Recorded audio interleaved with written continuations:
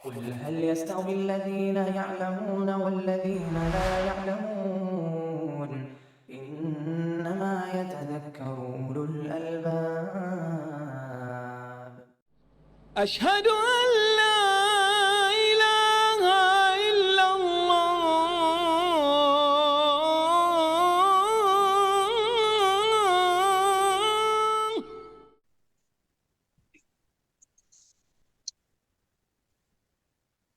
Life stream تیار ہوئی ہے شیخ، تو شاید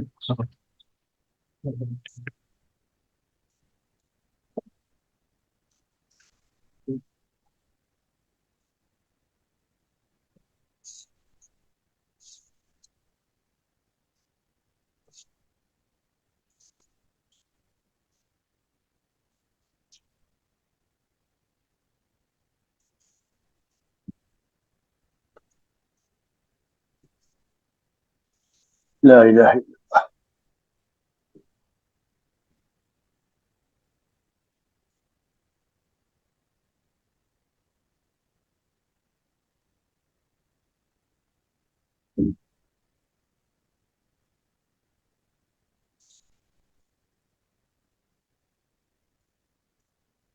جی شیخ اسٹارٹ کر سکتے ہیں شیخ۔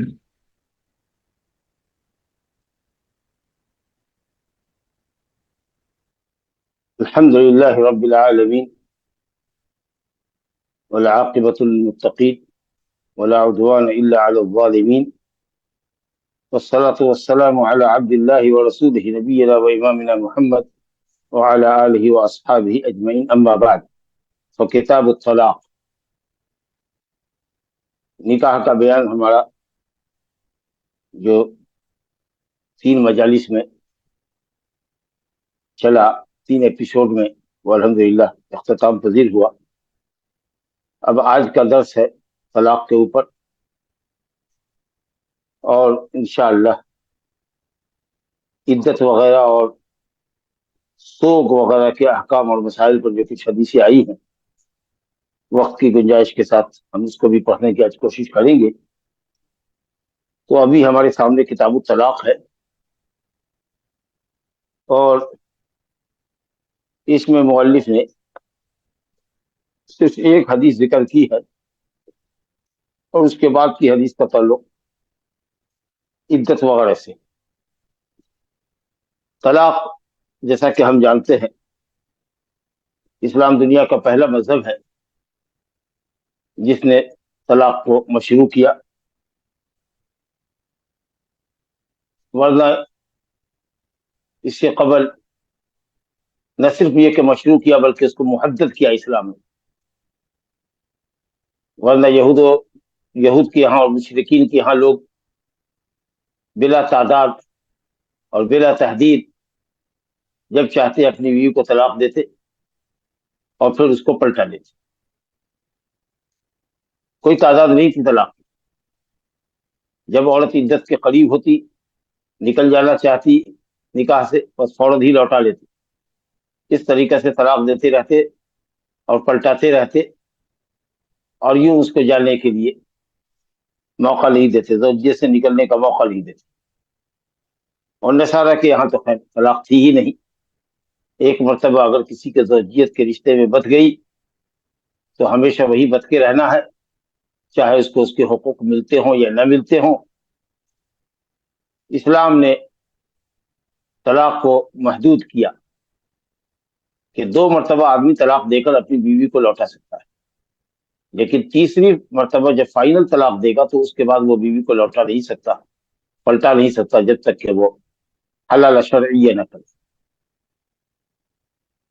یہ طلاق جس طرح سے نکاح اسلام میں نعمت ہے، طلاق بھی بڑی نعمت ہے، کیونکہ میاں بیوی کے درمیان حالات کبھی ایسے کشیدہ ہوتے ہیں کہ دونوں کا ایک ساتھ رہنا عذاب بن جاتا ہے، اور نکاح ضرر محض صرف ضرر بن کے رہ جاتا ہے۔ فریقین ایک دوسرے کو دیکھنا نہیں پسند کرتے، اور اس طریقہ سے حق زوجیت بھی ادا نہیں ہوتی۔ تو ایسے وقت میں جب کہ نکاح کو باقی رکھنا محض ضرر ہو اور اصلاح کی تمام تدبیریں ناکام ہو جائیں، تو عذاب کی زندگی جینے سے بہتر ہے کہ زوجیت کے رشتے کو ختم کر دیا جائے۔ اگر اتفاق کی کوئی صورت نہیں بن رہی ہے زوجین کے درمیان تو افتراق کی، جدائی کی شکل ہونی چاہیے تاکہ دونوں ایک دوسرے سے آزاد ہو جائے۔ مرد اپنی طبیعت کی دوسری بیوی کر لے اور عورت بھی اپنے مزاج کا دوسرا شوہر جہاں اس کو ملے ولی کی اجازت سے شادی کرے۔ اس طریقے سے وَإِن يَتَفَرَّقَا يُغْنِ اللَّهُ كُلًّا مِنْ سَعَتِهِ، اگر دونوں ایک دوسرے سے جدا ہو جاتے ہیں اللہ دونوں کو اپنے فضل سے ایک دوسرے سے بے نیاز کر دے گا اپنے فضل کے ذریعے۔ تو اس لیے یہ بہت بڑا احسان ہے دنیا انسانیت کے اوپر ازواج کے رشتے کے سلسلے میں کہ اگر نکاح کا باقی رکھنا، رشتے کا باقی رکھنا مشکل ہو اور اتفاق کی کوئی صورت نہ بنے تو محض زندگی کو عذاب بنانے سے بہتر ہے کہ طلاق، خلا، فسخ وغیرہ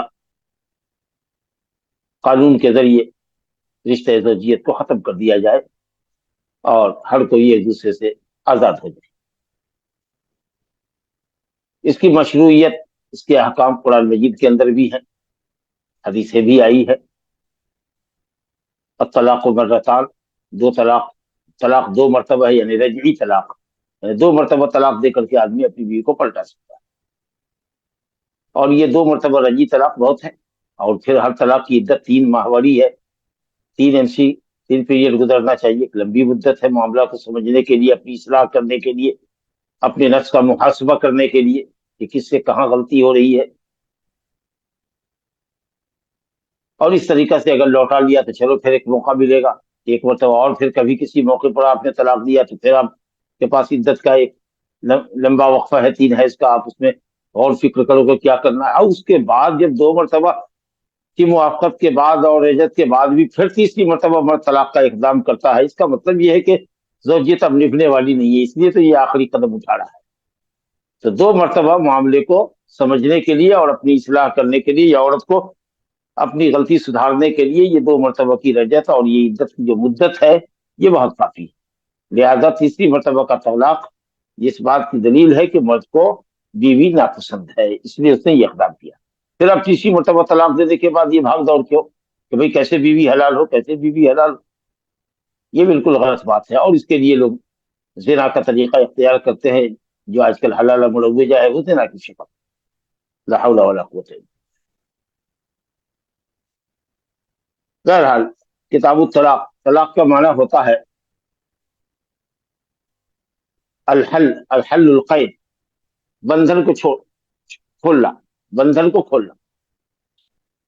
اور طلاق شریعت میں کہتے ہیں کہ نکاح کے بندھن کو کھولنا، نکاح کا جو رشتہ قائم ہوا اور میاں بیوی کے درمیان زوجیت کا جو رشتہ قائم ہوا اور جو بندھن لگی، جو گرہ لگی، طلاق کے ذریعے اس گرہ کو کھول دیا جائے۔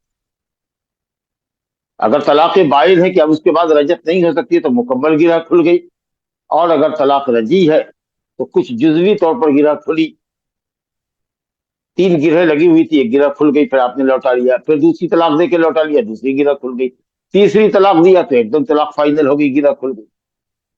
تو حل قید النکاح، نکاح کے قید کو، نکاح کے بندھن کو، نکاح کے رشتے کو کھولنا یا نکاح کو توڑنا، ختم کرنا، یہ معنی ہے طلاق۔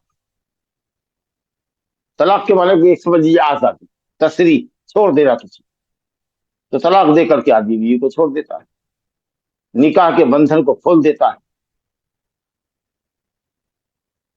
اور جیسا کہ میں نے بتایا کہ اس میں بڑی حکمت ہے، لیکن مفاسد بھی آپ جانتے ہی ہیں، طلاق کے مفاسد کہ میاں بیوی کے درمیان طلاق ہو جائے اور بچے ہوں تو بچے پراگندہ ہو جاتے، بچے ضائع ہو جاتے، کدھر جائے؟ بیوی کے پاس جاتا ہے بچہ، بیوی دوسری شادی کر لیتی ہے تو نیا شوہر اس کا بچے کو ناپسند کرتا ہے، اس کے ساتھ ناروا سلوک کرتا ہے، اور باپ کے ساتھ رہے تو اس کی دوسری بیوی جو آتی ہے وہ شوقن کے بچوں کے ساتھ اچھا سلوک نہیں کرتی، بچے ضائع ہوتے۔ اور اس طریقے سے ایک پریشانی یہ بھی ہوتی ہے کہ صاحب اگر عورت مسکینہ ہے، غریب گھر سے تعلق رکھتی ہے، طلاق کے بعد گھر میں جا کے بیٹھی ہے تو اس کے ماں باپ کے لیے دوسری مرتبہ اس کی شادی کرنا، اس کے ہاتھ پیلے کرنا بڑا امر مشکل ہوتا ہے۔ तीसरी परेशानी ये होती है कि आम तरीका से मुतल्लका औरतें घर में बेकार पड़ी रहती हैं, पूरी जवानी उनकी खत्म हो जाती है अगर तलाक पड़ गई तो, क्योंकि आम तरीके से लोगों को शादीशुदा मुतल्लका औरत में रग़बत नहीं होती। अधेड़ उम्र का आदमी भी 50 और 60 के बाद का भी आदमी चाहता है कि वो कुंवारी से करे। बहुत ही कम लोग होते हैं जो मुतल्लका से शादी करने के लिए राजी होते। तो इस तरीके से उस औरत की पूरी जिंदगी तबाह होती है। ये और इसके अलावा भी बड़े अज़रार और मफासिद हैं। तो इसलिए तलाक का इक़दाम नहीं करना चाहिए। बिल्कुल आखिरी मरहला है कि जहां निबाह की कोई सूरत नजर ना आवे तो ये आखिरी इलाज, जो कहा जाता है आखिरी इलाज अलकई, आखिरी इलाज दाग नहीं होता है। जख्म का कोई इलाज अगर नहीं हो रहा है तो उसको जला दिया जाए, बिजली का सेक लगा दिया जाए, उस अर्ज को माउफ कर दिया जाए, डेट कर दिया जाए सेल को। तो वही समझ लीजिए कि आखिरी इलाज है इस्लाम कि अब कोई सूरत विफाक की और इत्तेफाक की नहीं हो रही है तो चलो भाई अब जुदाई नागजीर है, लाजमी है, जरूरी है, तो अब तलाक। लेकिन उसके क़ुयूद और ज़वाबित थे कि कब तलाक देना चाहिए। तो तलाक हैज की हालत में देना हराम, ये तलाक बिदई। और इसी तरीके से तोहर की हालत में जब वो हैज से पाक हो औरत, तो उस हालत में मुजामियत करने के बाद तलाक देना ये भी हराम है, नाजायज। वजह क्या है? क्योंकि हैज की हालत में वैसे भी आदमी बीवी से अलग रहता है, तो कुछ उसके दिल में तनफ्फुर रहता है। 5 दिन 7 दिन के लिए बीवी को इस्तेमाल नहीं कर सकता। हो सकता है कि चिड़चिड़ापन आ गया हो, इस वजह से उसने तलाक दिया। दूसरी वजह यह है कि इद्दत लंबी होगी। जिस हैज की हालत में उसने तलाक दिया वो इद्दत तो शुमार होगी ही नहीं। फिर 1 महीना तोहर की मुद्दत है, वो शुमार नहीं होगी। अगले महीने का जो हैज आएगा वहां से काउंटिंग होगी। तो हैज की इद्दत लंबी हो रही है। और दूसरी वजह, तोहर में मुजामियत के बाद तलाक दिया तो नहीं मालूम कि मुजामियत के नतीजे में ये औरत हामिला हो गई है कि गैर हामिला है।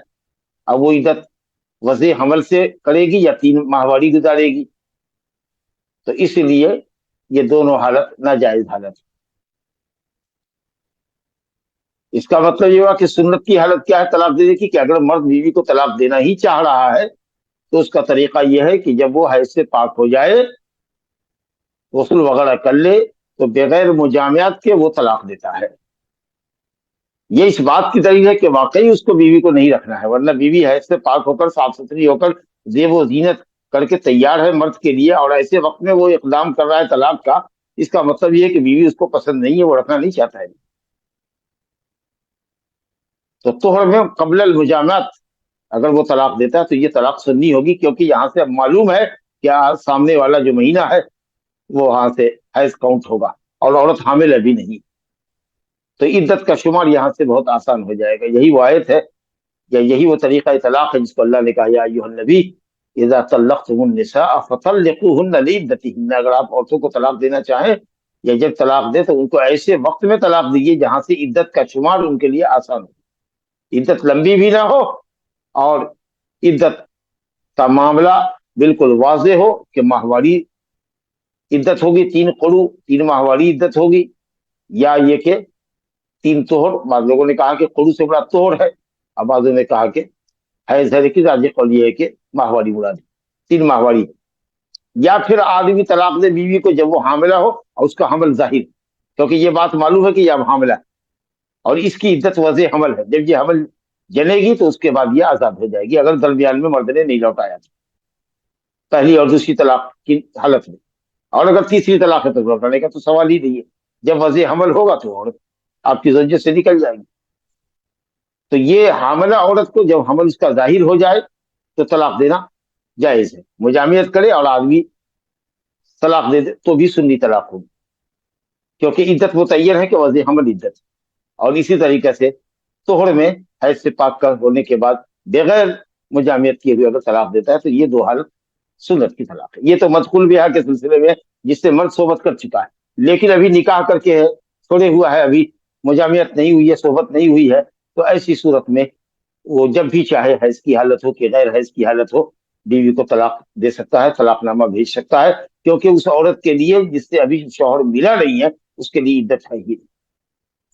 या अय्युहन आयत है اذا طلقتم النساء من غیر ان تمسوا من قبل ان تمسوهن یا ایھا الذین آمنوا اذا طلقتم النساء من غیر ان تمسوهن یا من قبل ان تمسوهن فما لكم علیہن من عدۃ تعتدون. غیر مدخول بہا عورت کے کو طلاق دینے کی صورت میں اس پر عدت ہی نہیں ہے، لہٰذا اس کو جب طلاق دیجیے سنی ہی طلاق ہوگی، چاہے حیض میں دیجیے کہ غیر حیض میں دیجیے، کیونکہ ملاقات تو ہوئی نہیں ہے اس سے. تو یہ حیض کی حالت میں طلاق دینا یا طہر میں مجامعت کے بعد طلاق دینا، یہ دونوں طلاق ہے حرام ہے، بدعی طلاق ہے. اور طہر میں مجامعت سے پہلے طلاق دینا، اور اسی طریقے سے جب حیض حمل جب ظاہر ہو جائے تو اس وقت طلاق دینا، چاہے مجامعت کے بعد ہی کیوں نہ ہو، یہ سنی طلاق سنت کے مطابق. اب یہ حیض کی حالت کی دی ہوئی طلاق واقع ہوگی کہ نہیں ہوگی؟ طہر میں مجامعت کے بعد طلاق دیا ہے، کل بھی حیض سے پاک ہوئی ہے، غسل وغیرہ کی، رات میں اس سے صحبت کیا ہے، صبح ہو کر کے طلاق دیا، یا 2-4 دن صحبت کرتا رہا اس کے بعد اس نے طلاق دیا ہے، تو یہ طلاق بدعی طلاق واقع ہوگی کہ نہیں ہوگی؟ یہ دو مسئلے ان بڑے مسائل میں سے ہیں. اسی طریقے سے ایک مجلس میں 3 طلاق اگر آدمی دیتا ہے، یا ایک لفظ کے ذریعے 3 طلاق کہتا ہے، چلو زید کہے کہ اس نے اپنی بیوی کو 3 طلاق دیا، لفظ 3 بولے، ثلاثا طلقها ثلاثا، 3 طلاق دیا، یا کہ طلاق طلاق طلاق. تو اب یہ 3 ہوگی کہ 1 ہوگی؟ یہ تینوں مسائل طلاق کے باب میں ان مسائل میں سے جس میں اختلاف بڑا کبیر ہے اور بڑا قدیم ہے. یہ بھی کوئی نہ کہے کہ صاحب یہ نئے مسائل ہیں، تابعین کے زمانے سے، صحابہ کے زمانے سے، تابعین کے زمانے سے اختلاف آ رہا ہے. یہ طلاق 3 ہوگی کہ 1 ہوگی؟ اور حیض کی حالت کی طلاق واقع ہوگی کہ نہیں ہوگی؟ طہر کی طلاق واقع ہوگی کہ نہیں ہوگی؟ جو لوگ کہتے ہیں کہ اجماع ہے کہ واقع ہو جائے گی، واللہ انہم کذابون، جھوٹے ہیں وہ جو اجماع کا دعویٰ کرتے ہیں. اختلاف قدیم آ رہا ہے. اب دلیل کی روشنی میں کیا صحیح ہے کیا غلط ہے، یہ ایک تفصیلی موضوع ہے، اور اہل علم نے لمبی بحث سے اس پر کی ہے. ظاہر ہے کہ ہم اپنے اس درس میں اس تمام بحثوں میں آپ کو لے جانا نہیں چاہیں گے، لیکن جو بات صحیح دلیل کی روشنی میں واضح ہوتی ہے وہ یہ ہے کہ حیض کی حالت کی طلاق واقع نہیں ہوتی. اور اسی طریقے سے طہر میں مجامعت کے بعد دی گئی طلاق بھی معتبر شریعت میں نہیں ہے. اور انشاءاللہ صحیح قول بھی یہی ہے کہ اگر ایک مجلس میں ایک آدمی 3 طلاق دیتا ہے، طلاق طلاق طلاق بولتا ہے، یا کہے کہ 3 طلاق دیا، تو وہ طلاق بھی 1 طلاق رجعی کے حکم میں ہے. کچھ چیزیں ہم انشاءاللہ پڑھیں گے، درمیان درس کی بات آئے گی. چلیے پہلی حدیث دیکھتے ہیں.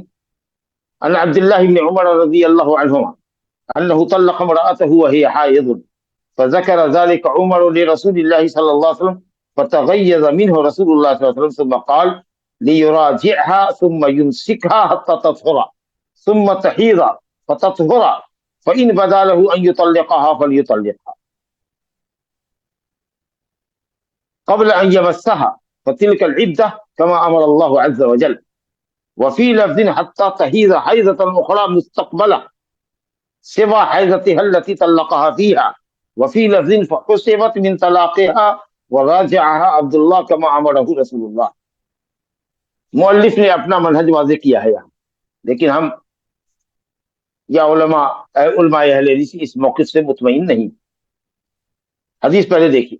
عبداللہ بن عمر رضی اللہ عنہما سے روایت ہے، انہوں نے اپنی بیوی کو طلاق دیا درا حالے کہ وہ حائض تھی. اب حیض کی طلاق تو بھی دی ہے، کیونکہ اللہ اور اس کے رسول کا حکم نہیں ہے کہ حیض کی حالت میں طلاق دو. اس کا مطلب یہ ہے کہ طلاق حیض کی حالت میں نہ دینے کی جو بات ہے، یا یہ طلاق جو حرام ہے، اس حرمت کا علم حضرت عبداللہ بن عمر کو نہیں تھا، ورنہ جتنے بڑے وہ متبع سنت تھے ان سے کبھی یہ توقع نہیں کی جا سکتی تھی کہ وہ اپنی بیوی کو حالت حیض میں طلاق. لا علمی کی بنیاد پر انہوں نے طلاق دیا کہ حیض کی حالت کی بھی طلاق واقع ہوگی. فذکر ذالک، اس معاملے کا ذکر حضرت عمر رضی اللہ عنہ نے، ان کے والد نے، عبداللہ کے والد نے رسول اللہ نے کیا. گویا کہ دونوں باپ بیٹے کو اس سلسلے میں علم نہیں تھا کہ حیض کی حالت کی طلاق حرام ہے کہ حلال ہے، واقع ہوگی کہ نہیں واقع ہوگی. اس لیے نبی صلی اللہ علیہ وسلم نے اس کا ذکر کیا. اس کا مطلب ضرور اس بات کے اوپر روشنی پڑتی ہے کہ عادتاً حیض کی حالت میں اس زمانے میں بھی طلاق دینا پسندیدہ عمل نہیں تھا. جبھی تو حضرت عمر رضی اللہ عنہ نے اس بات کا ذکر کیا نبی صلی اللہ علیہ وسلم سے کہ دیکھیے عبداللہ نے اپنی بیوی کو حیض کی حالت میں طلاق دیا. یہ بھی کوئی وقت طلاق دینے کا ہوتا ہے لیکن شرعی حکم نہیں معلوم تھا۔ عادتاً یہ بات سمجھی جاتی تھی کہ حیض کی حالت جو ایک طرح سے مرد کی عورت سے دوری کی حالت ہے اور ایک طرح کا تنفر اور نفرت ہوتی ہے مرد کے اندر، یا چڑچڑاپن کہہ لیجیے ہوتی ہے، پائی جاتی ہے، اس کے سبب آدمی یہ غلط اقدام کرتا ہے۔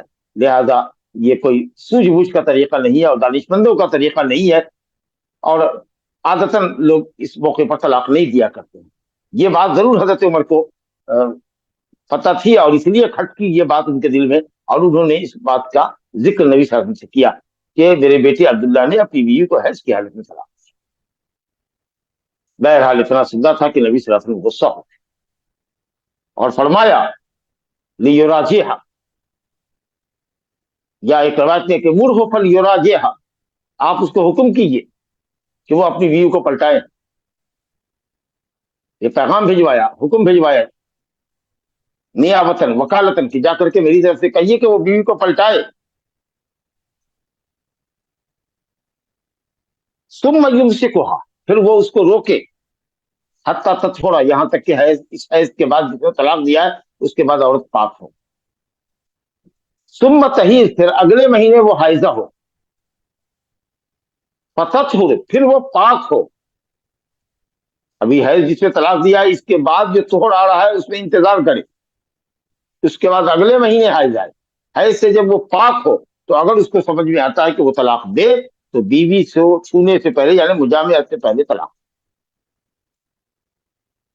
یہی وہ طریقہ ہے، یہی وہ عدت ہے، یہی وہ وقت ہے جس میں اللہ تعالیٰ نے طلاق دینے کی اجازت فرمائی ہے۔ یا ایھا النبی اذا طلقتم النساء فطلقوهن لعدتهن، اے لوقت عدتهن، ایسے وقت میں طلاق دے جہاں سے عدت کا شمار آسان۔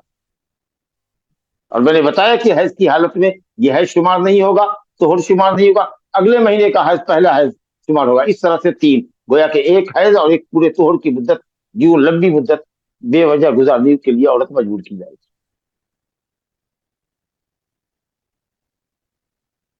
تو اب اس میں سوچئے، دو مسئلہ ہے، پہلے تو اس مسئلے پر غور کریں۔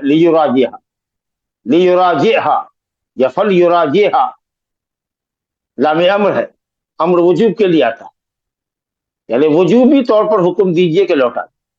اگر یہ بات آپ کہتے ہیں، جیسا کہ کہنے والے کہتے ہیں امام محمد وغیرہ کہ مراجعہ واجب ہے، تو سوال، یا امام مالک کہتے ہیں کہ مراجعہ واجب ہے، تو سوال یہ کہ نکاح تو واجب نہیں ہے، آپ کے نزدیک نکاح سنت ہے، اور زوجیت کو باقی رکھنا اور طلاق دینے کے بعد بیوی کا پلٹانا کب واجب ہوگا؟ اس اعتراض سے بچنے کے لیے کچھ نے کہا کہ استحباب ہے کہ حیض کی حالت میں اگر کسی نے بیوی کو طلاق دیا تو وہ بیوی کو پلٹا لی، یہ بہتر ہے۔ گویا کہ جو لوگ حیض کی حالت کی طلاق کو واقع کرتے ہیں، اور یہ چاروں ائمہ کرام ہیں، جمہور امت کے علماء ہیں، تو وہ یہ کہتے ہیں کہ یہ رجعت شرعیہ ہے جو طلاق کے بعد ہوتی ہے۔ طلاق کے بعد بیوی کو زوجیت میں پلٹانا یہ رجعت ہے، تو یہ رجعت شرعیہ ہے۔ اور دوسرے کچھ علماء جو کہتے ہیں کہ حیض کی حالت کی طلاق حرام ہے، بدعی ہے، اللہ رسول کے حکم کے خلاف ہے، اور اللہ کے نبی نے فرمایا من عمل عملا لیس علیہ امرنا فهو رد، جو کوئی ایسا عمل کرے جس پر ہمارا حکم نہیں ہو، اللہ رسول کا حکم موجود نہیں ہے، وہ عمل مردود ہے۔ وہ کہتے ہیں کہ رجعت سے مراد رجعت لغویہ ہے، یعنی پہلی سی حالت پر دونوں میاں بیوی قائم رہیں، یہ طلاق نہیں ہوئی۔ جیسا کہ ابو داؤد میں صحیح روایت ہے کہ حضرت ابن عمر نے کہا کہ نبی صلی اللہ علیہ وسلم نے لم یرہا شیئا، اس طلاق کو ویلیبل بتایا ہی نہیں، کچھ اس کا اعتبار ہی نہیں کیا۔ اب کچھ لوگ کہتے ہیں کہ صاحب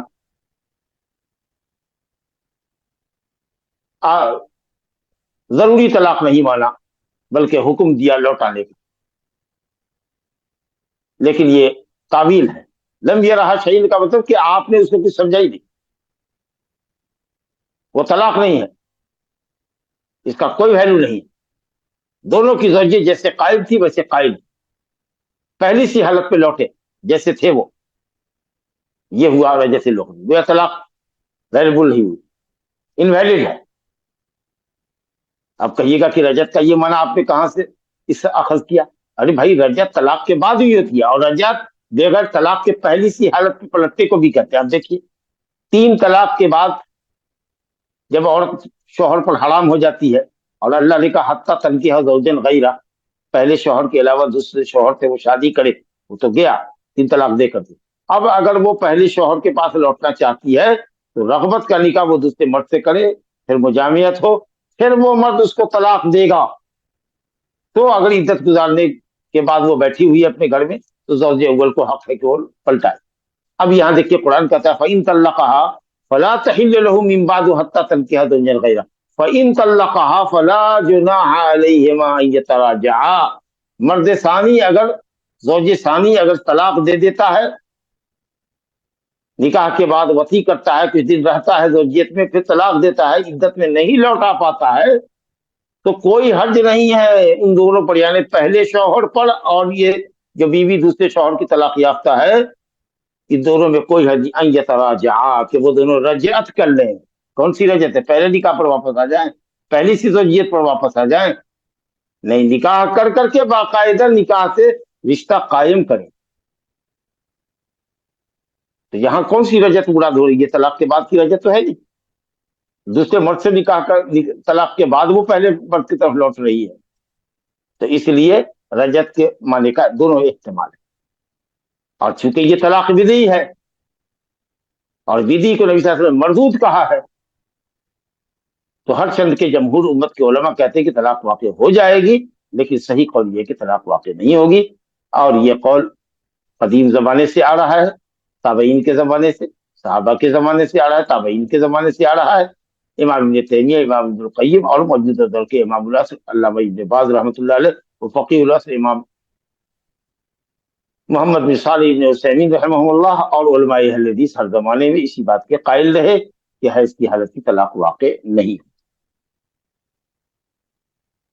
اور یہی حال ہوگا اس طہر کا جس میں مرد نے مجامعت کے بعد عورت کو طلاق دیا، وہ طلاق بھی کاؤنٹ نہیں ہوگی، یہ نہیں کہ طلاق ہو گئی اور لوٹانے کا، طلاق ہی نہیں ہوگی، کاؤنٹڈ نہیں ہوگی، وہ طلاق کاؤنٹڈ نہیں، وہ ایسے ہی ضائع گئی۔ الحمدللہ۔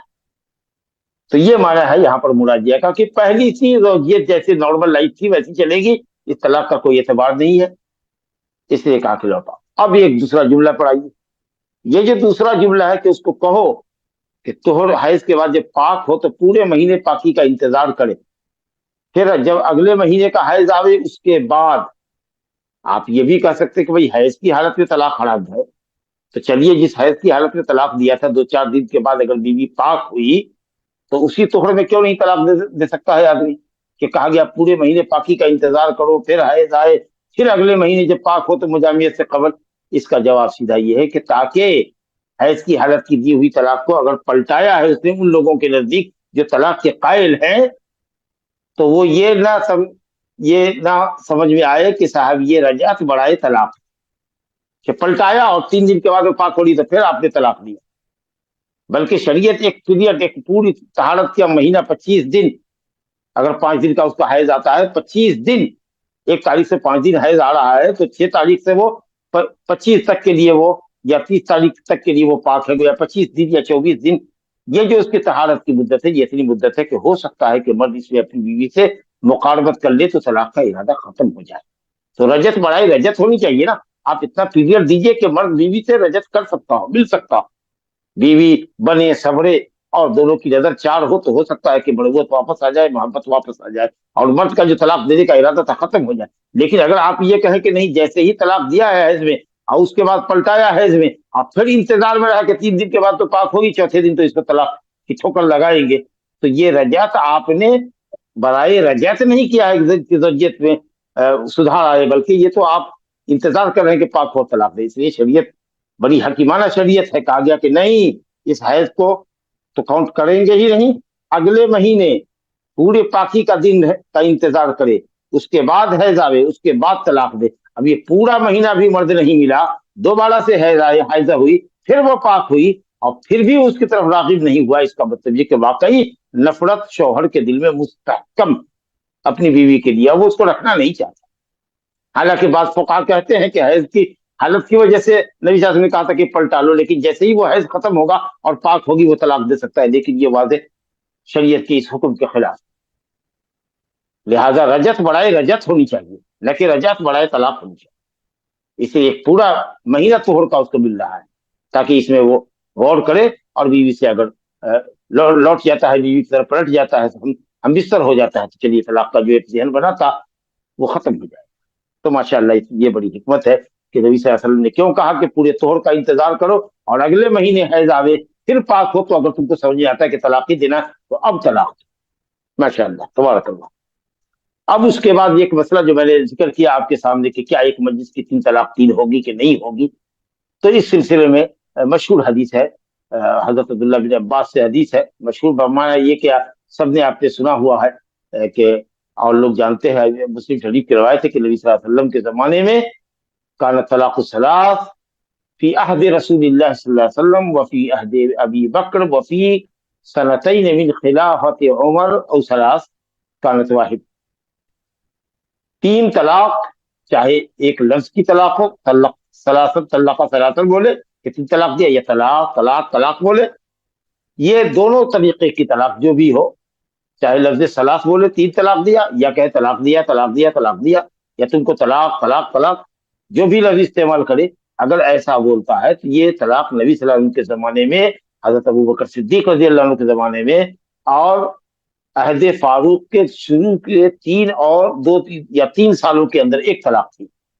لیکن جب لوگوں نے اس معاملے میں جلدی کی, جس میں اللہ نے ان کے لیے مہلت رکھی تھی کہ بابا ایک طلاق دو, اور 3 حیض کی مدت ہے, لمبی مدت, 3 پیریڈ کے درمیان جب چاہو اپنی بیوی کو پلٹا لو, ذرا سا اپنے نفس کا مراجعہ کرو, محاسبہ کرو کہ تم کو بیوی رکھنا چاہیے کہ چھوڑنا چاہیے, تھوڑا موقع دو سنبھلنے کا بیوی کو. لیکن تم نے یہ ساری سہولت ختم کر دی اور شریعت کی حد کو چھلانگ لگا رہے ہو, اور اللہ کی کتاب کے ساتھ کھلواڑ کر رہے ہو. ایک شخص نے نبی صلی اللہ علیہ وسلم کے زمانے میں, محمود بن لبید کی روایت ہے سنن میں, کہ ایک شخص نے نبی صلی اللہ علیہ وسلم کے زمانے میں بیوی کو 3 طلاق دیا. آپ بہت ناراض ہوئے, کہا ایلعب بکتاب اللہ وانا بین اظہرکم, اللہ کی کتاب کے ساتھ کھلواڑ. اللہ کہتا ہے طلاق مرتان, 2 الگ الگ وقتوں میں طلاق دو, اور اس کے بعد دونوں میں رجعت کرو, اور اس کے بعد کبھی تیسری طلاق دیتے ہو تو اب رجعت کی صورت نہیں, یہاں تک کہ وہ دوسرا شوہر کرے. تو تم کھلواڑ کرتے ہو اللہ کی تعلیمات کے ساتھ. اللہ نے کہا 2 الگ الگ وقتوں میں طلاق ہے, تم تینوں طلاق ایک مرتبہ دے رہے, یہ اللہ کی کتاب کے ساتھ کھلواڑ. اور رکانہ نے, ابو رکانہ نے ام رکانہ کو طلاق دیا, مسند احمد کی روایت ہے, بالکل صحیح روایت ہے, کہ کہا اس نے کہا بیوی کو 3 طلاق دوں. نبی صاحب کے پاس رنجیدگی کا اظہار کرنے کے لیے وہ شخص آیا کہ یار میں نے اپنی بیوی کو طلاق. آپ نے کہا راجیہا ارتجیہا فإنہا واحدہ, لوٹو وہ تمہاری ایک طلاق ہوگی. کہا یا رسول اللہ میں نے طلاق کو 3 مرتبہ دیا ہے. کہا کہ میں نے جانا سمجھا, تم نے جو کہا وہ ہم نے سمجھا. راجیہا ارتجیہا, لوٹو وہ تمہاری ایک طلاق. بالکل ایک دم واضح ہے, نص صریح. اللہ. اب رکانہ کے واقعے میں سنن نبی داؤد وغیرہ میں آیا کہ رکانہ نے لفظ بتہ کے ذریعے طلاق دیا تھا. کہا تھا اے عورت قد بتت طلاق, طلاق کے میں نے تیری طلاق کو بتہ کر دیا, یعنی زوجیت کو کاٹ دیا. تو لفظ بتہ کے ذریعے دیا تھا. اس میں نبی صلی اللہ علیہ وسلم نے رکانہ سے پوچھا کہ کیا تمہاری نیت 3 کی تھی, تو کہا کہ نہیں اصل 1 کی تھی. تو لفظ بتہ کے ذریعے طلاق پڑے گی تو اس میں نیت کا اعتبار ہوگا, اگر 1 ہے تو 1 ہے. لیکن یہ حدیث انتہائی کمزور, مجاہیل سند سے روایت سند آئی ہے. رکانہ کے واقعے میں صحیح واقعہ یہ ہے کہ اس نے لفظ بتہ نہیں استعمال کیا تھا, لفظ ثلاثن استعمال کیا تھا, 3 طلاق. یہ حدیث صحیح ہے. تو آپ نے کہا فإنہا واحدہ فارتجیہا فإنہا واحدہ, بیوی کی طرف پلٹو وہ تمہاری ایک طلاق. تو بہرحال اب حضرت عمر فاروق رضی اللہ عنہ نے دیکھا کہ لوگ زیادتی کر رہے ہیں, جس معاملے میں اللہ نے ان کے لیے آسانی رکھی ہے اس آسانی سے فائدہ نہیں اٹھا رہے ہیں, اور ایک طرح سے سمجھیے کہ شرعی حد کو پھلانگ رہے ہیں, چھلانگ لگا رہے ہیں. تو آپ نے مشورہ کیا صحابہ سے, کہا لو امضینا علیہم لو امضینا علیہم, اگر ان کی 3 طلاق کو 3 نافذ کر دے تو کیسا رہے گا. تو جو ان کے مشیر کار لوگ تھے انہوں نے حامی بھری, کہا کہ ہاں ٹھیک رہے گا بطور سزا کے, ٹھیک ہے. تو امیر المومنین نے بطور سزا کے تعدیب کے ان کی 3 طلاق کو 3 نافذ کر دیا. یہ خلیفہ وقت کو مصلحت کے حساب سے یہ بطور تعدیب نافذ کرنے کا حق تھا. یہ شریعت کا کوئی پرماننٹ قانون نہیں تھا. پرماننٹ قانون وہ ہے جو نبی صلی اللہ علیہ وسلم سے ثابت, اور نبی صلی اللہ علیہ وسلم کیا. اچھا پھر یہ لوگ کہتے ہیں کہ صحابہ کرام نے حضرت عمر کی تائید کی. اس زمانے میں بھی کئی صحابہ کرام ہیں جنہوں نے مخالفت کی, کہا کہ نہیں یہ ایک ہی ہوگی. نبی صلی اللہ علیہ وسلم کی عہد مبارک میں 1 ہی تھی, عہد فاروقی میں 1 تھی. ये झूठे लोग हैं जो कहते हैं कि 3 तलाक के ऊपर हजरत उमर के फैसले पर इजमा हुआ। अगर इजमा है तो इजमा का दावा करने के वो लोग हकदार हैं जो कहते हैं कि एक मस्जिद की 3 तलाक 3 है, नहीं बल्कि एक है, क्योंकि नबी सल्लल्लाहु अलैहि वसल्लम के जमाने में एक थी, सैयदना अबू बकर सिद्दीक के जमाने में एक थी, जब नबी सल्लल्लाहु अलैहि वसल्लम के जमाने में एक थी, और अबू बकर सिद्दीक की खिलाफत में भी वो एक थी। नबी के जमाने की बात को तो इजमा नहीं कह सकते, क्योंकि इजमा तो नबी सल्लल्लाहु अलैहि वसल्लम के बाद उम्मत के उलमा के इत्तेफाक को कहते हैं। तो अहद फारूकी में जब तमाम सहाबे का और ताबईन का उस पर इत्तेफाक है, खुद हजरत उमर फारूक के इब्तदाई 2-3 सालों में वो एक ही मानी जाती है, तो इजमा कदीम तो एक होने पर है। फिर एक इजमा अगर मुनक़िद हो चुका है तो ये दूसरा इजमा कहां से आया? तो अगर इजमा का दावा करने का हक हो तो ये हक तो उन लोगों को मिलना चाहिए जो 3 को 1 कहते हैं, ना कि 3 को 3 कहने वाले। ये इजमा तो आपका पहले इजमा के खिलाफ आ रहा है, ये बातिल इजमा हो। बहरहाल हजरत उमर का ये इज्तिहादी फैसला था, ये शरीयत का मुस्तकिल परमानेंट कानून नहीं हो सकता। और उसमें भी अहले इल्म ने लिखा है कि जिन मसाइल पर हजरत उमर फारूक को आखिरी जिंदगी में अफसोस हुआ फैसला लेने में, उसमें से एक मसला ये भी था कि काश मैं लोगों की बीवियां उन पर हराम नहीं करता, और जैसे मामला चल रहा था 3 तलाक के 1 होने का, वो चलता रहा है। चलिए एक बात, अगरचे वो 3 तलाक का मसला यहाँ पर नहीं आया है, लेकिन जिम्नन मैंने कहा था इन 2 मसलों के अंदर बड़ा शदीद उलमा का इख्तिलाफ है, इसलिए मैंने इसका जिक्र आपसे किया। आगे रवायत है, इसी में मुस्लिम में लफ्ज आया है कि हत्ता तहीज़ हैज़तुल उखरा मुस्तक़बिलिया, औरत को दूसरा अगले महीने का जब हैज आवे तब अगर चाहो तो पाकी में तलाक देना बेगर मुजामियत की। वही बात हुई कि इस हैज के बाद जिसने तलाक पड़ी है, तोहर होगा तो तलाक नहीं दे सकते। इसके बाद जब पूरे पाकी के महीने गुजरने के बाद हैज आता है और तब तलाक देते हो, तब समझा जाएगा कि तुमने पलटाया था, रजत बड़ाई रजत थी तुम्हारी, और 1 महीना पाकी का रहा, फिर भी तुम बीवी की तरफ माइल नहीं हुए, दूसरे महीने में हाइज होकर के पाक हुई, फिर भी तुम माइल नहीं हो और तलाक देने पर ही इसरार है। इसका मतलब ये कि वाकई तुम्हारे दिल में नफरत।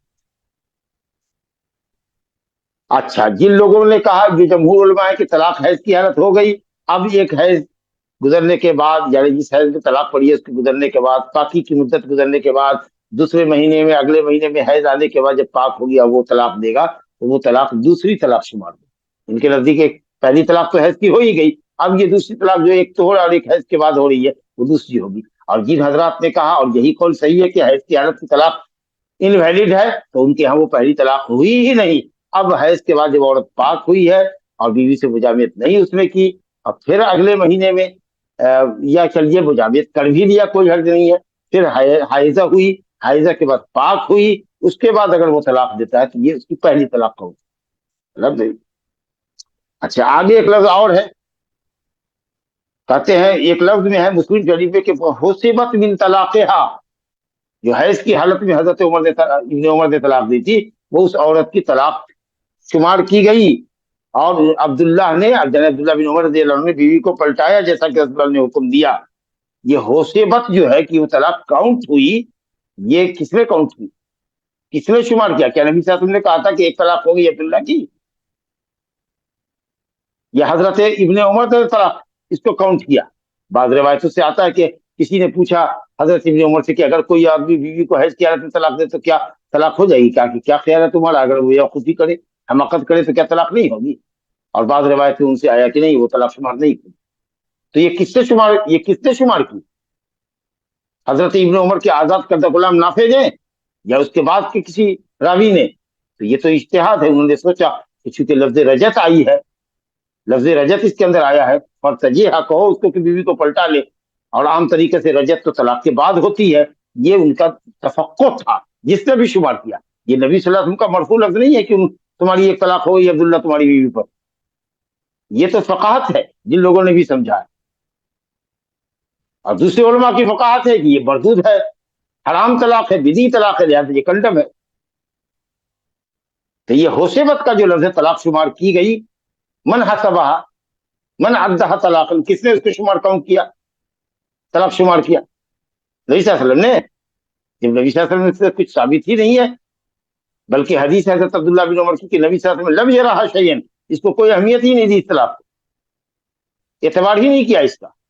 तो फिर होसेबत जिसने भी कहा है ये इज्तिहादन कहा है, हम इसके मुकल्लफ नहीं है, इसलिए ये तलाक नहीं। चलिए साहब, एक हदीस का दर्स हमने अभी दिया, तलाक के ताल्लुक से जो जरूरी बातें थी वो आ गई आपके सामने। ایک حدیث ہم اور لیتے ہیں طلاق کے بعد کی عدت کے سلسلے میں.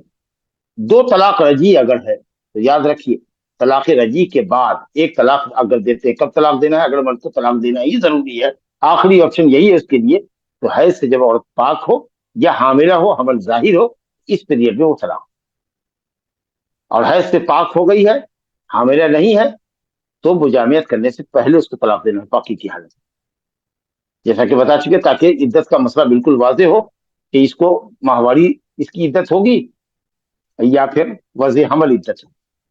تو بہرحال پہلی طلاق کی جو عدت گزارے گی اس عدت کے اندر مرد کے اوپر نان نفقہ واجب ہے. نفقہ بھی دے گا, سکنا بھی دے گا, دوا علاج جیسے کرتا تھا کرتا, کیونکہ وہ بیوی کے حکم. پہلی طلاق دیا ہے, لوٹایا یا نہیں لوٹایا مسئلہ ہے, بلکہ پہلی طلاق کی عدت کے درمیان خرچہ دینا ہوگا. چلیے خیر سے اس نے لوٹا لی, پھر 2-4 سال کے بعد میاں بیوی میں ایسی صورتحال بنی کہ پھر اس نے طلاق, پھر 3 حیض کی پیریڈ کے اندر اس کو بیوی کو لوٹانے کا حق تھا, اس نے لوٹا لیا. اس مدت میں بھی, دوسری طلاق کی عدت میں بھی نان نفقہ سکنا دینا اس پر واجب. اب کبھی کسی موقع پر اب یہ تیسری طلاق اپنی ریلیز کی ہے, تو کیا اس مدت میں اب جو عدت گزارے گی تو کیا اس کو نفقہ اور سکنا ملے گا شوہر کی طرف سے؟ یہ مسئلہ ہے اس حدیث کہ طلاق بائن کی عدت گزار رہی عورت کو, جس سے اب بھی مرد کو رجعت کا حق نہیں رہ گیا, کیا اس کو سکنا گھر دے گا رہنے کے لیے عدت کی پیریڈ میں, وہیں ہمارے پاس رہے اور ہم خرچ دیں گے؟ تو اس میں فقہا کا اختلاف ہے. حنفیہ کہتے ہیں کہ سکنا بھی دینا ہوگا, نفقہ بھی دینا ہوگا, کیونکہ یہ عدت آپ کی وجہ سے گزار رہی ہے, کیونکہ جب تک عدت گزرے گی نہیں وہ شادی نہیں کر سکتی ہے. قرآن کہتا ہے اسکنوہن من حیث سکنتم من وجدکم, اپنی وسعت کے مطابق اپنی بیوی کو سکنا دو. تو انہوں نے کہا کہ سکنا بھی دینا ہوگا, اور جب سکنا دو گے تمہارے یہاں رہے گی تو کھائے گی کہاں سے؟ کھانا بھی دینا پڑے, فوڈنگ اینڈ لاڈجنگ دونوں پرووائڈ کرنا. اور شافعیہ مالکیہ کہتے ہیں کہ نہیں بھائی, صرف سکنا دینا ہوگا, جیسے کہ قرآن میں نفقہ نہیں دے گے. اب کہیں سے بھی کھائے, اپنے میکے سے لائے یا ہوٹل سے منگوا کے کھائے, وہ جانے کا, کھانا نہیں دیں گے. انہوں نے کہا سکنا دیں گے, کھانا نہیں دیں گے. اور حنابلہ نے کہا کہ نہ سکنا دیں گے نہ کھانا دیں گے. اب وہ جائے عدت گزارے, اپنے گھر میں جائے, کہیں بھی جائے, لیکن اس کے سکنے کا, اس کے کھانے کا ذمہ دار. اور یہی قول صحیح ہے, کیونکہ حدیث بالکل واضح, روزے روشن کی طرح واضح. پہلے حدیث پڑھ لیجیے, اس کے بعد ان دونوں کے قول, جو 2 دوسرے قول ہیں, ان پر کچھ تفسیر عرض کریں گے. فاطمہ بنت قیس رضی اللہ عنہ کہتی کہ ان ابا عمرو بن حفص طلقها البتة وهو غائب وفي روایت طلقها 3. فاطمہ بنت قیس رضی اللہ عنہ کہتی ہیں کہ اس کے شوہر ابو عمرو بن حفص نے اس کو طلاق بتہ دیا. یہ لفظ بتہ ہے, لیکن لفظ بتہ کے ذریعے نہیں دیا, یعنی ایسی طلاق دی جس نے زوجیت کو کاٹ دیا, مطلب کہ تیسری طلاق, فائنل طلاق, جس کے بعد زوجیت بحال نہیں ہو سکتی ہے جب تک کہ حلال شرعیہ نہ ہو. یہ مراد ہے بتہ کا, کہ وہ طلاق دی جس سے زوجیت کٹ گئی ہمیشہ کی. جیسا کہ دوسری روایت میں ہے طلقها 3, 3 طلاق دیا. اب یہاں بھی اگر کوئی کہے کہ دیکھو فاطمہ بنت قیس کو اس کے شوہر نے 3 طلاق دیا, ارے نہیں بابا, ایک لفظ سے 3 طلاق نہیں دیا, ایک وجہ سے 3 طلاق نہیں دیا. اور حدیث کی طرق دیکھیے, حدیث کے طرق میں بخاری مسلم میں ہے کہ طلقنی زوجی آخر 3 تطلیقات کانت بقیت له علیہ, میرے شوہر نے مجھ کو تیسری آخری طلاق جو فائنل اس کی ہم پر باقی تھی, گویا 2 طلاق دے کر کے 2 وقتوں میں ہم کو پلٹا چکا تھا, یہ تیسری آخری یہ طلاق اس کی ہم پر باقی تھی, اس طلاق کو اس نے ہمارے لیے ہمارے خلاف استعمال کیا. اور حضرت علی کے ساتھ یمن میں تھا, وہاں سے طلاق بھیجا, اور اپنے وکیل کو, نمائندے کو کہا کہ کچھ جو بھجوا دو فاطمہ بنت قیس کو, میں نے طلاق دیا, اس کی خبر بھی دے دو, اور عدت کے درمیان یہ جو کھائے گی, ظاہر ہے کہ کچھ کم مقدار میں رہی ہوگی یا ضرورت کے مطابق رہی ہوگی 3 پیریڈ کے لیے, 3 ماہواری کی مدت کے لیے. لیکن اس عورت نے, یعنی فاطمہ بنت قیس رضی اللہ عنہ نے, اس نفقے کو قلیل سمجھا اور ناراضگی کا اظہار کیا وکیل کے سامنے کہ یہ کیا لے کر کے آئے ہو, کیا اسی کو میں 3 مہینہ کھاؤں گی, یہ میری ضرورت کے لیے کافی نہیں ہے, لے جاؤ. इस तरीके से नाराजगी का इजहार किया। कहती है फारसल इलैहा वकीलहु बिशबीर, उस औरत के पास अबू अमर बिन हफ्स के, इसके शौहर के वकील नुमाइंदा ने जौ भेजा। फसखतत हो, इस खर्च को पाकर या कलील समझ करके फातिमा बिनत कैस नाराज हुई। जब शौहर को पता चला या उसके वकील को, तो उसने कहा वल्लाहि मा लकी अलैना मिन शै, कसम अल्लाह की तुम्हारा मुझ पर कोई अब हक नहीं है, या मेरे मुवक्किल पर कोई हक नहीं है, ना नफका देगा न सुकना देगा। मालूम हुआ कि गलबे गुमान की बुनियाद पर एक आदमी कसम खा सकता, उसको शरीयत का कानून मालूम रहा होगा। अच्छा, ये फातिमा बिनत कैस ये समझ रही थी कि नहीं, तलाक दिया है तो तलाक के बाद इद्दत के दरमियान नाल नफका सुकना मर्द के जिम्मे वाजिब होता है।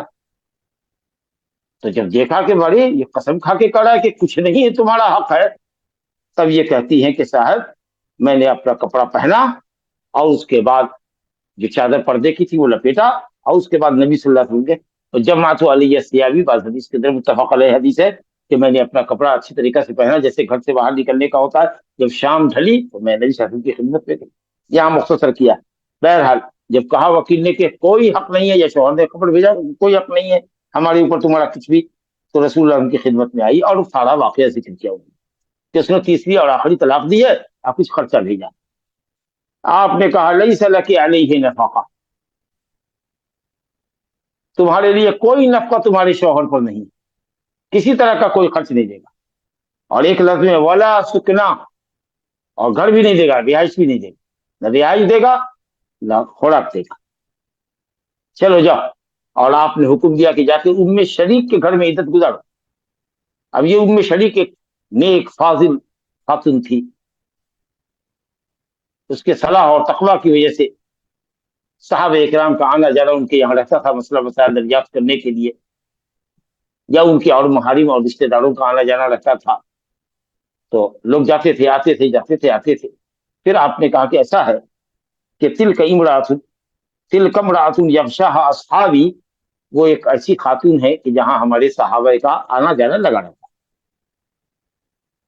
तो आपने कहा ये थे दीन उम्मे मखतूम, उम्मे इब्ने मखतूम के पास चली जा, अमर बिन उम्मे मखतूम।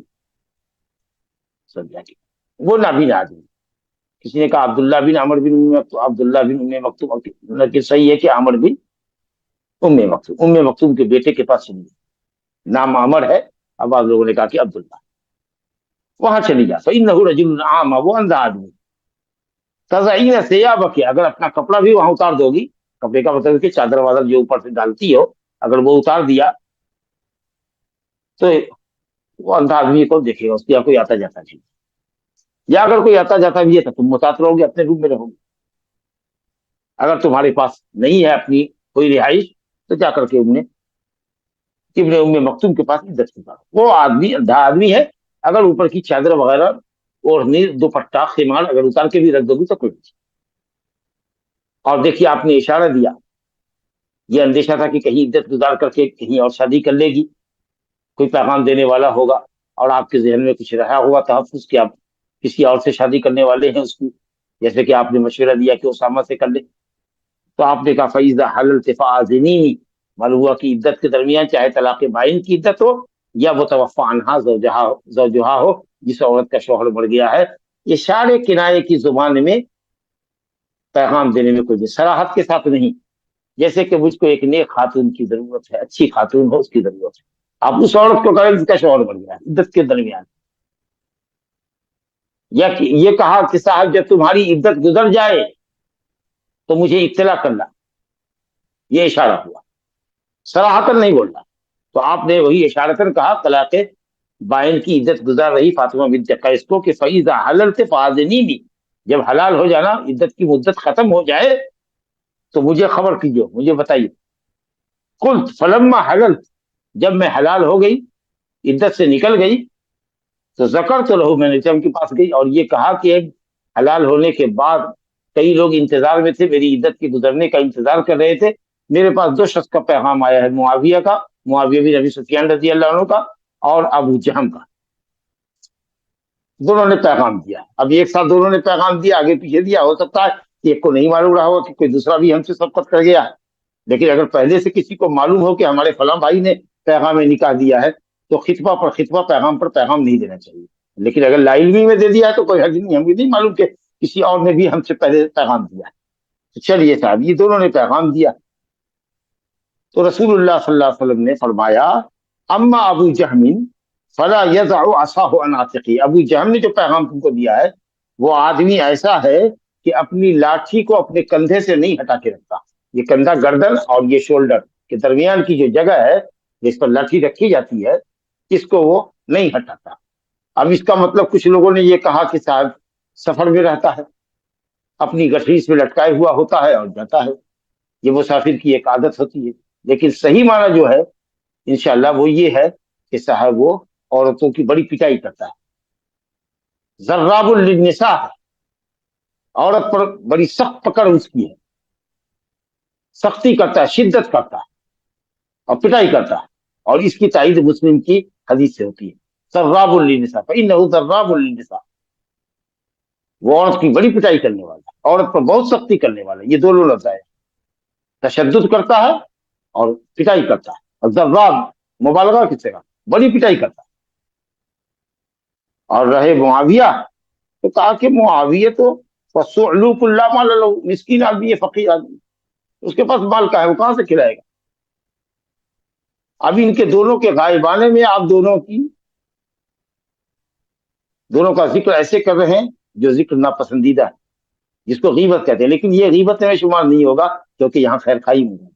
तो अगर आप किसी की खैरखाई कर रहे हैं और शख्स गायब की कोई ऐसी सिफत बयान कर रहे हैं जो मकरूह सिफत है, लेकिन सामने वाले की खैरखाई मकसूद है, तो खैरखाई के पेश नजर ये गीबत नहीं होगी।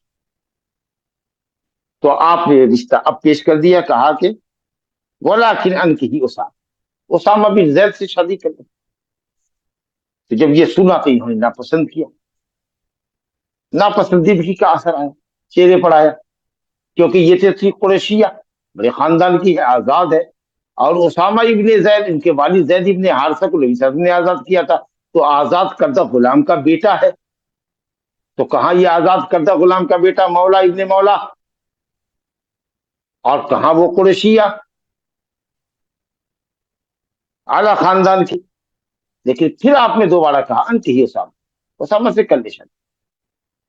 तो ये कहती है कि मैं राजी हूं। तो मालूम हुआ कि नसब में कफात जरूरी नहीं है, लेकिन अगर कोई सैयदा है और कोई उसके मुकाबले में खानदान के एतबार से पस्त है, लेकिन औरत राजी है, उसके औलिया राजी है, आदमी साहिब दीन और तकवा है, चाहे वो नसब में हसब में आपके बराबर नहीं है, तो शादी करने में कोई हर्ज नहीं, करनी चाहिए। और ये हसब और नसब का अगरचे एतबार अहले इल्म ने किया है, लेकिन जो चीज असल देखी जानी चाहिए शादी में वो दीनदारी। तो आपने कहा उसामा से कर। पहले तो उन्होंने नापसंद किया, लेकिन जब दोबारा नबी सल्लल्लाहु अलैहि वसल्लम ने कहा, एक तरह का प्रेशर आप कह सकते हैं, तो उन्होंने शादी कर ली। या ये कह लिए कि दोबारा तरगीब दिया आपने, अगर प्रेशर का ना मुनासिब हो यहाँ पर, तो दोबारा से आपने किया। तो उसामा से कर। कहती है कि माशाल्लाह मैंने निकाह तो कर लिया, अल्लाह ने उसामा के अंदर बड़ी बरकत हमारे लिए, और उसामा की ज़ौजियत हमारे साथ बड़ी अच्छी रही, और इतनी अच्छी जिंदगी गुजरी कि मैं उस पर रश्क किया। जाहिर है कि नबी सल्लल्लाहु अलैहि वसल्लम अनसहुल खल्क लिल खल्क, मखलूक के लिए मखलूक में सबसे ज्यादा खैर खा थे। आप समझ रहे थे कि उसामा के साथ इंशाल्लाह इसकी जिंदगी बेहतर गुजरेगी, और उसामा हक के ज़ौजियत को अदा करेगा, और बाखलाक आदमी है, दीनदार आदमी है, और उसके यहाँ इसको भूखे नहीं मरना पड़ेगा, और न फिर इसकी पिटाई होगी, इज्जत के साथ जिंदगी गुजरेगी। और अल्हम्दुलिल्लाह ये कहती है कि वाकई ये रिश्ता मेरे लिए बायसे रश्क रहा। तो आपने समझ लिया कि साहब मुतल्लका बाइना को नबी सल्लल्लाहु अलैहि वसल्लम ने फरमाया कि नफका और सुकना नहीं मिलेगा। गोया के नफका और सुकना इद्दत के दरमियान उस औरत को मिलता है जिसको लौटाने का शौहर को हक हासिल रहे, लेकिन जिस तलाक के बाद रजत नहीं हो सकती उसका हक नहीं। चुनांचे मुस्नद अहमद में रवायत है कि इन्नमन नफका व सुकना लिमन कान लिज़ौजिहा अलैहा रजा, नफका और सुकना उस औरत को मिलता है जिसके शौहर को रजत का हक हासिल। اور اس کو تو حق حاصل نہیں ہے، بلکہ گھر میں اگر رہے گی تو ہو سکتا ہے کہ کبھی مرد شیطان کے وسوسے میں بہکاوے میں آ کر کے عورت سے صحبت کر لے اور عورت بھی ڈھیلی پڑے، سوچے کہ صاحب چلو میرا مرد ہے، اس کو بھی مسئلہ نہ معلوم ہو، حالانکہ وہ عورت تو اس کے لیے حرام ہو گئی ہے، تو زناکاری واقع ہو جائے تو بڑھیا ہے کہ صاحب جاؤ بھائی مرد کے یہاں سے جائے. تو یہ حکمت ہے. اب یہ حضرات جو کہتے ہیں کہ نفقہ ملے گا اور سکنا بھی ملے گا، حنفیہ حضرات یہ کہتے ہیں قرآن نے کہا اسکنوہن من حیث سکنتم من وجدکم، سکنا دو. اور یہ شوافی اور مالکیہ کہتے ہیں کہ نبی صلی اللہ علیہ وسلم نے فرمایا لا نفقۃ لک علیہ، اے عورت تمہارے لیے کوئی نفقہ اس پر نہیں ہے.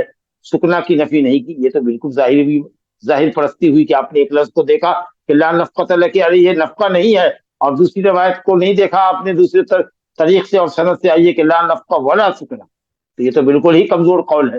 راہ حنفیہ کا یہ کہنا کہ سکنا قرآن نے ذکر کیا ہے، اور جہاں آدمی سکونت اختیار کرتا ہے اسی گھر والے کے ذمہ کھانا بھی ہوتا ہے. تو ہم یہ کہیں گے کہ وہ جو آیت آپ پڑھ رہے ہیں کہ اسکنوہن، اپنی بیوی کو ٹھہراؤ جہاں اپنی وسعت کے مطابق تم ٹھہرا سکتے ہو اور رکھ سکتے ہو، یہ آیت مطلقہ رجیہ کے بارے میں، کیونکہ اللہ تعالیٰ خود آگے کہتا ہے لا تدری لعل اللہ یحدث بعد ذلک امرا، تم نہیں جانتے ہو کہ بیوی کو گھر میں رکھنے اور کے فائدے سے تم ناواقف ہو سکتا ہے کہ اللہ تعالیٰ کوئی نئی شکل پیدا کر دے، اور وہ نئی صورت طلاق کے بعد کیا ہو سکتی ہے کہ بیوی سے رجعت ہو جائے، 3 مہینے تک وہ تمہارے گھر میں رہے گی اور متعلقہ رجیہ ہے، غسل کرے گی، خوشبو لگائے گی اور بنے گی اور سنورے گی، اور ہو سکتا ہے کہ تمہاری طبیعت کا میدان اس پر ہو جائے. یہ مطلب ہے عدت کا گھر میں شوہر کے گزارنے کا. اللہ نے کہا کہ ٹھہراؤ اس کو اپنے ساتھ جہاں ٹھہرتے ہو سکتا ہے کہ اللہ تعالیٰ کوئی نئی راہ پیدا کر دے، یعنی رجعت کی راہ پیدا کر دے.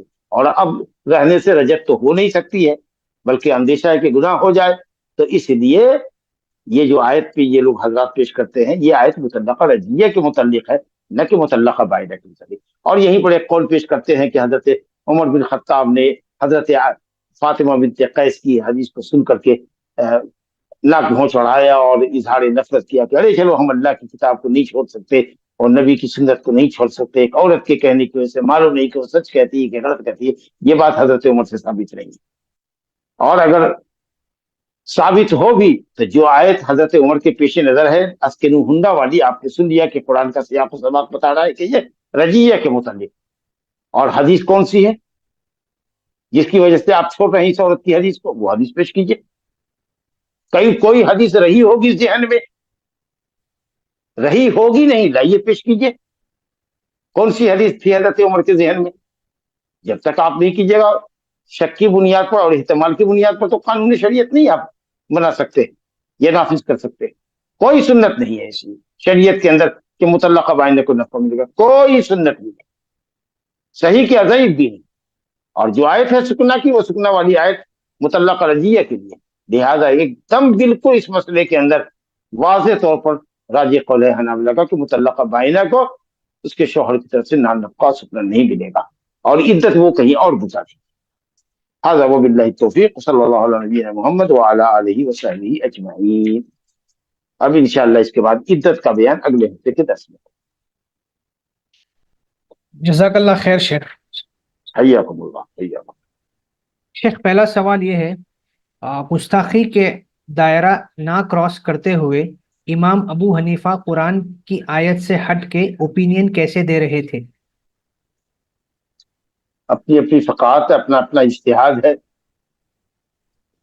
اجتہاد میں آدمی غلطی بھی کرتا ہے، حدیث نہیں معلوم رہی ہوگی کیا آپ صلی اللہ علیہ وسلم نے فرمایا لیس لک نفقہ ولا سکنا،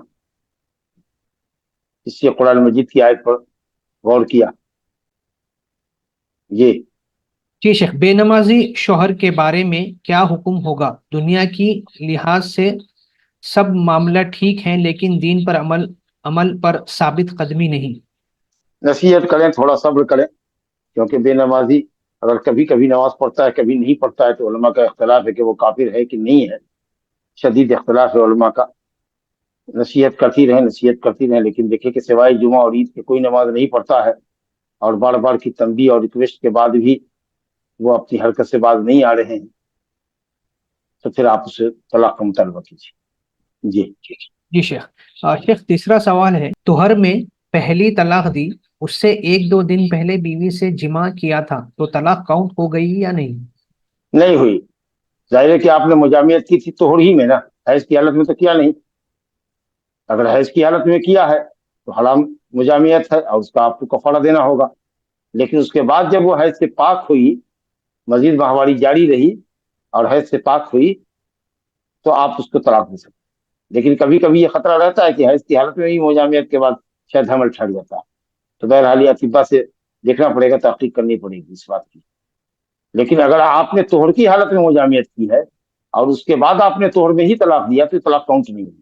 جو شوہر مہر زندگی بھر نہیں دیتے اور انتقاب کر جاتے ہیں ان کا کیا حکم ہے؟ انتقال کر جاتے ہیں ان کا کیا حکم ہوگا؟ یہ سوال کل کے درس میں بھی آیا تھا کہ جس آدمی نے مہر رکھی ہو, اور ظاہر ہے کہ یہ وہی کرتا ہے جو مہر موٹی اور بڑی رقم باندھتا ہے ریاکاری کے لیے, نام و نمود کے لیے, تو اس کے لیے ادائیگی مشکل ہوتی ہے, نہیں دے پاتا ہے. یا کچھ لوگ نام و نمود کے لیے 2 لاکھ 5 لاکھ 4 لاکھ 1 کلو سونا تک, آدھا کلو سونا دیں گے, 1 کلو سونا دیں گے, بڑی رقم ہے, نہیں دے پاتے ہیں, یہاں تک کہ مر جاتے ہیں. بہت حرام عمل ہے ان کا.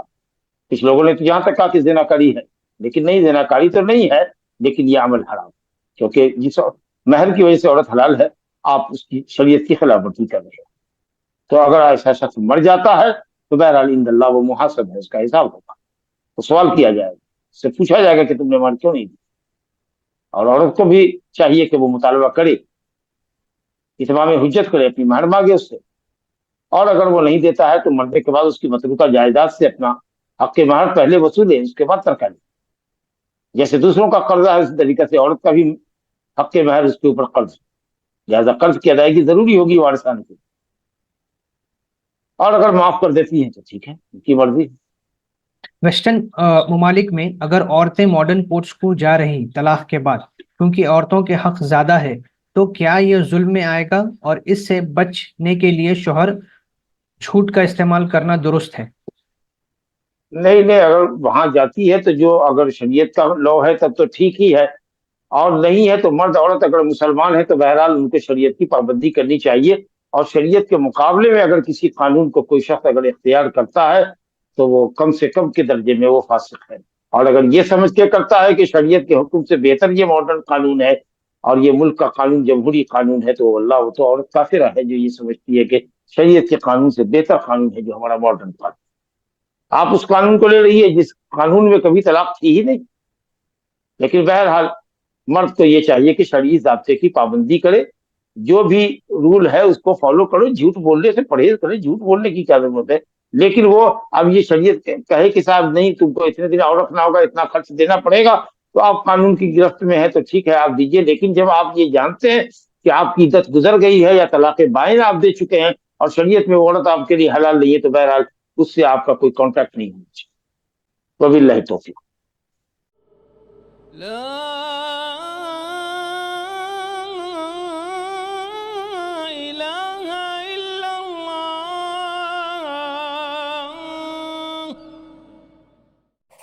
قل هل يستوي الذين يعلمون والذين لا يعلمون إنما يتذكر